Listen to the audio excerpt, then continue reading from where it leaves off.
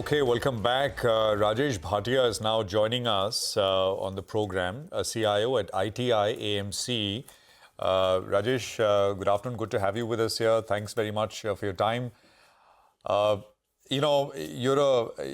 in terms of sort of the size of the fund, I think is done very, very well. I think returns have been pretty good as well. And you yourself are someone who looks at slightly top-down macro, larger trends, etc. closely. And this looks like that kind of a year with a lot going on. But let's just start slightly micro, start from the market, and then we can broaden out. What's your sense? There's been a fair bit of damage which has already happened. Do you think it is enough? Somebody put it nicely that very high prices become high-priced. But my argument to that is things have been high-priced for about 10 years now. I mean, it's not, you got to go back a long time to find sort of cheap or whatever. Auto companies trading at 20 times, you have to go back to 2006, 2007, or for that matter, other sectors.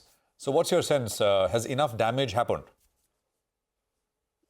So Prashant, you're absolutely right. The markets have become far more macro-oriented, at least in the last 4 odd months. And that's really where the inflection points, at least on the drawdown lower, takes place. So it has become a macro-oriented kind of a market. But coming to that point of the micro, as you point out, I think, actually we have hardly corrected. We've corrected, 12% from the top, including mid-cap and small cap. Just that the mid-caps and small caps have corrected far more just this month. But otherwise, mid-caps and small caps have also just corrected 12% from the top. Even if I look at the last 2 years, my sense is that the Nifty should be up 35, 38%, and the mid-cap and small-cap indexes for the last 2 years should be up 65+%. So in that context, the 12% decline is hardly any decline. And as far as Indian equities is concerned, I think you're absolutely right. Look, the opportunity and the growth rate and the ROE that India offers, right? So it's a high ROE. Why has India done so well over the last 43 years? Because apart from the growth rate, which is it is the fastest growing GDP nation in the world, the ROEs have been 16 to 18%, and long-term stock prices follow ROEs. So this is a very, very profitable market for businesses. And so it's very unlikely that if you're going to get something which is fast growing, over the next 10 years, we are saying that India is going to be one of the fastest growing and the most predictable, fastest growing nation in the world. The ROEs are going to be 16 or 18%. You're not going to get this very, very cheap unless a COVID kind of an event takes place. So this is going to be slightly an expensive market, but you're absolutely right. It's gone from extremely expensive to slightly expensive. It's not become cheap, but that's the nature of the beast we'll have to deal with. You will not be able to buy this very, very cheap. So what does one do then, Rajesh, if things are still expensive after a 12% correction? What are investors doing? What should retail shareholders be doing? So the challenge is not only the valuation. The challenge also is that we are experiencing a slowdown in the economy, right?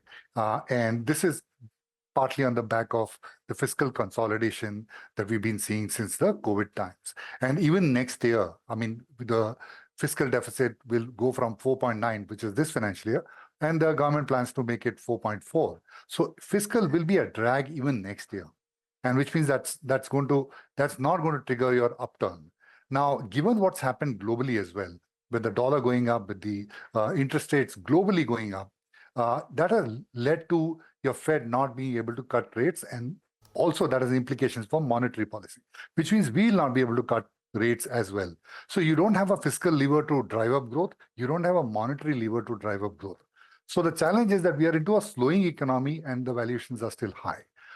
So chances are very high that actually you'll go into a bit of a sideways correction, lower your expectations for this year at least, I mean the calendar year, as far as equity returns are concerned. So that's really where we are. Rajesh, hi, good afternoon. So given that markets have been in this funk, I don't know, maybe people are expecting some magic to happen on the 1st of February. I don't know if it can be delivered or not, but what do you say? I mean, realistically speaking, would you want, want is fine, would you rather expect and pencil in some sort of a bigger announcement, whether it's on capex, infra or tax, or do you think it'll come and go? We have to deal with our own events here in the market. So my sense is that this government has put macro stability ahead of growth. And it's always been conscious of macro stability.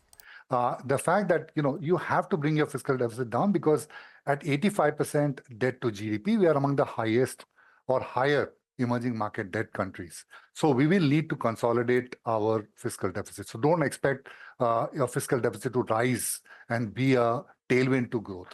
So I'm not expecting that. But you bring an interesting point that, look, what has happened is that capex story of India was certainly abetted by the central government, which was at 3.2% of GDP or thereabouts. And of course, since the COVID, the capital expenditure from the central government was accelerating at 20+%.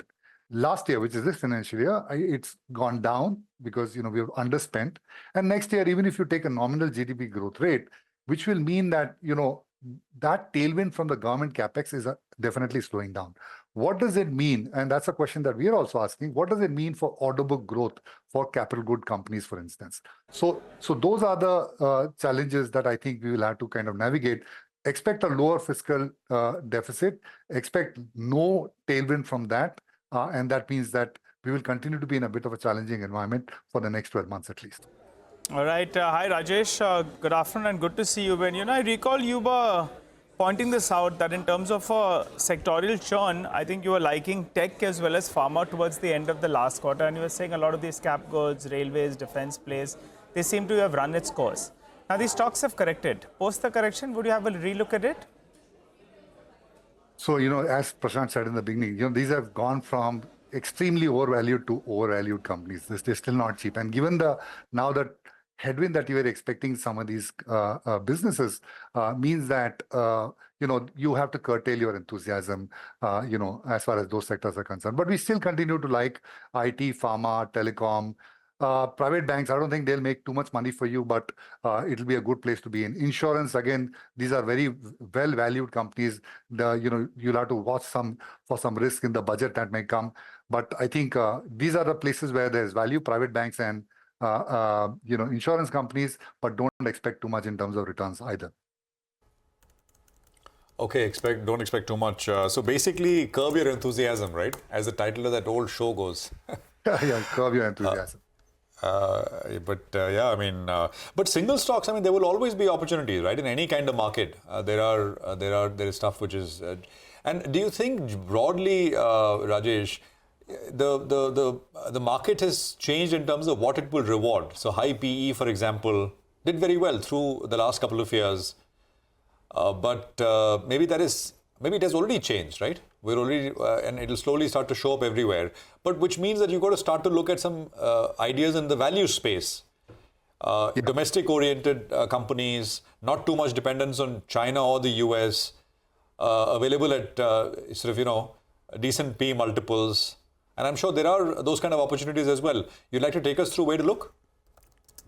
Yeah, so no, you're absolutely right. Professionals like us will be telling you a lot more now that it's a stock-specific market. And again, I think this is a market which is getting derated.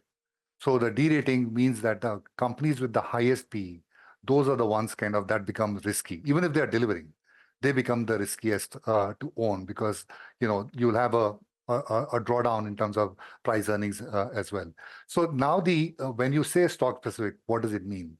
It means that, you should have some downside protection in terms of valuation. You should have greater predictability of execution. And that's really what it means, that you need to be a little more stock specific. And like I pointed out, I think telecom, IT, private banks, insurance. Of course, I have some digital commerce companies as well. Right. They add to my growth rate as well. Okay, we'll have to leave the conversation here, but IT, telecom, insurance.